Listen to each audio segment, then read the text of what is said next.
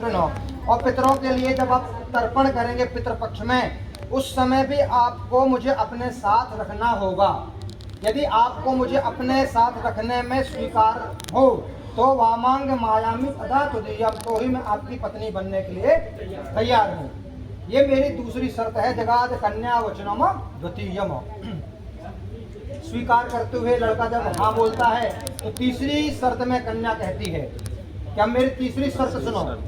कुटुंब रक्षा भरणे यदि त्वं कुर्या पशूनां परिपालनं च वामांग मायामि तदा त्वदीयं जगाद कन्या वचनम तृतीयम। कन्या कहती है वर से कि मैं आपकी तभी पत्नी बन सकती हूँ जब आप मेरी तीसरी शर्त को भी स्वीकार करो। तीसरी शर्त कौन सी है?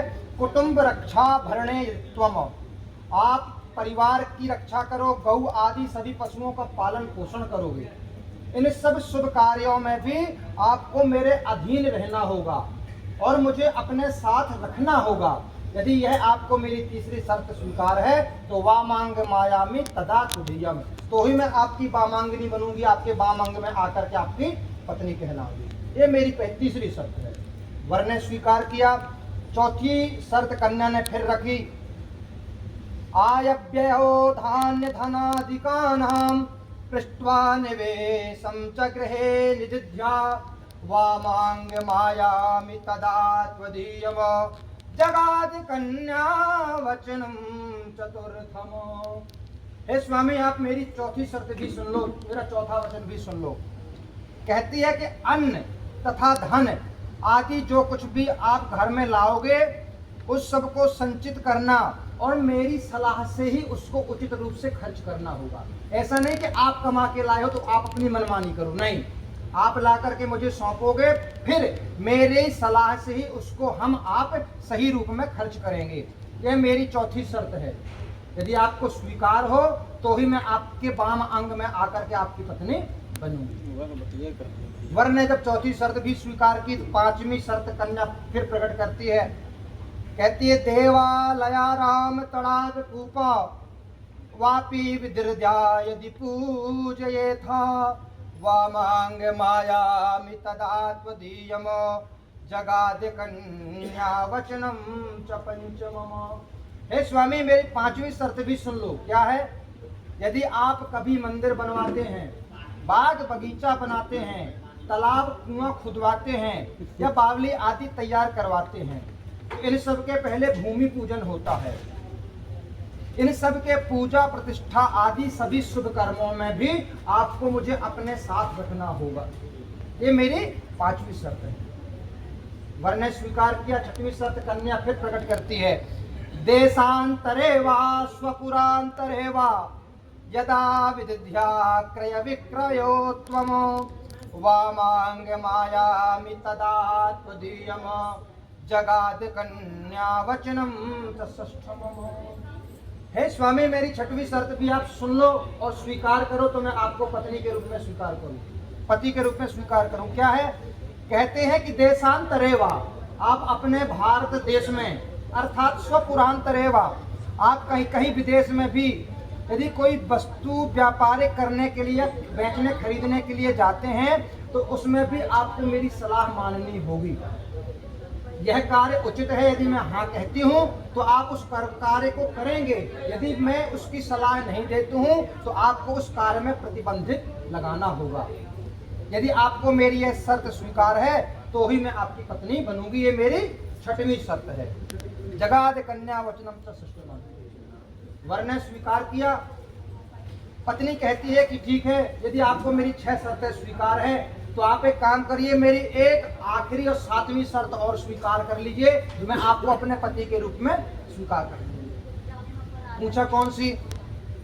बोले, ना सेवनिया यदि पार किया त्वया भवोद्भाविनी कामनी वामांग मायामी तदा त्वदीयम जगाद कन्या वचनम सप्तम। न सेवनिया यदि पार किया, पराई स्त्री कितनी भी सुंदर क्यों ना हो, आप उसकी ओर दृष्टि उठा करके कभी नहीं देखोगे। न सेवनीय यदि पार किया त्वया भवोर भाविनी कामिनी, काम के वशीभूत होकर के आप कभी नहीं देखोगे। तो किस नजर से देखूंगा? छोटी उम्र में है तो बहन की नजर से, और बड़ी है तो जननी सम जाने पर नारी। आप बड़ी को माँ की दृष्टि से और छोटी को बेटी की दृष्टि से देखोगे।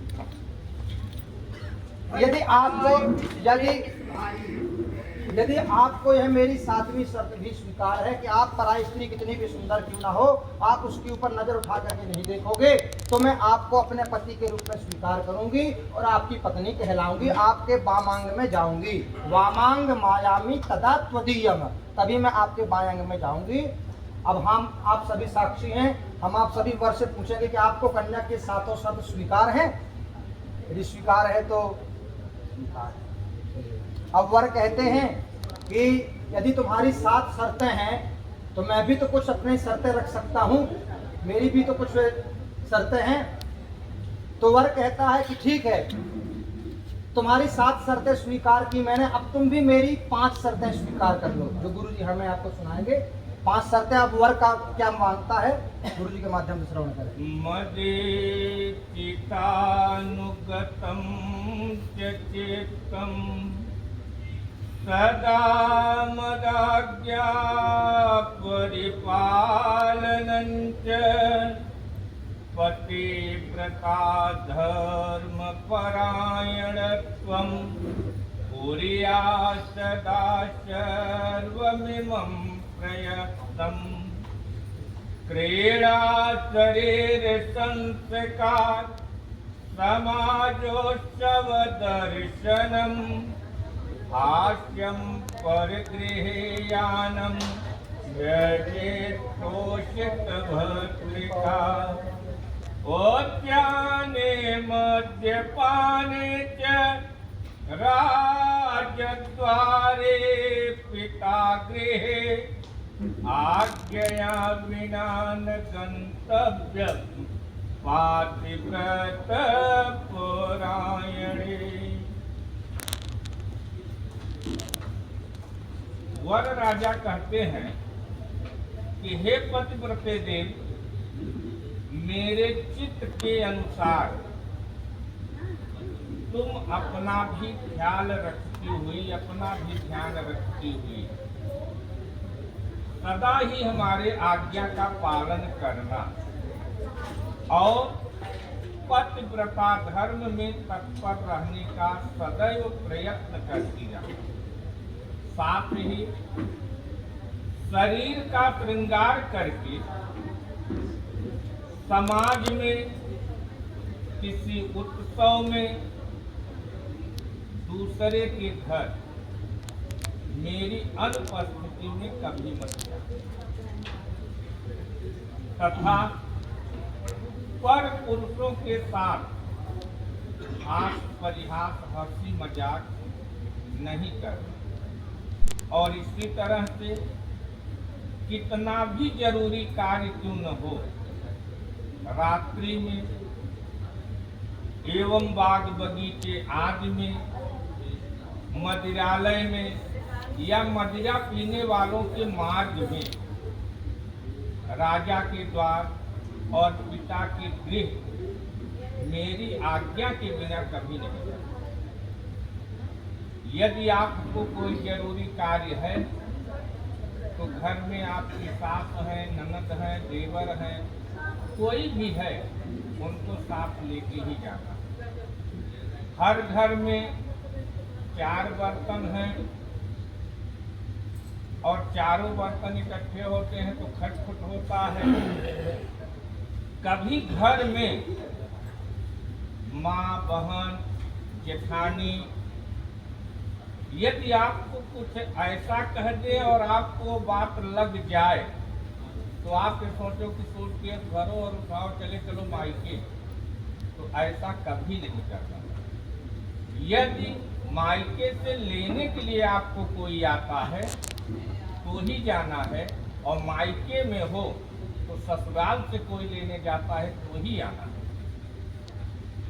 यदि इन वचनों को मानते हुए मेरे वचन का पालन करती हो तो मैं आपको वाम भाग में लेने के लिए तैयार हूँ। बिटिया मंजूर बा चला खुदराए वहाँ करके बैठो। ओ लक्ष्मी नारायण भगवान की लेफ्ट वाला हाथ का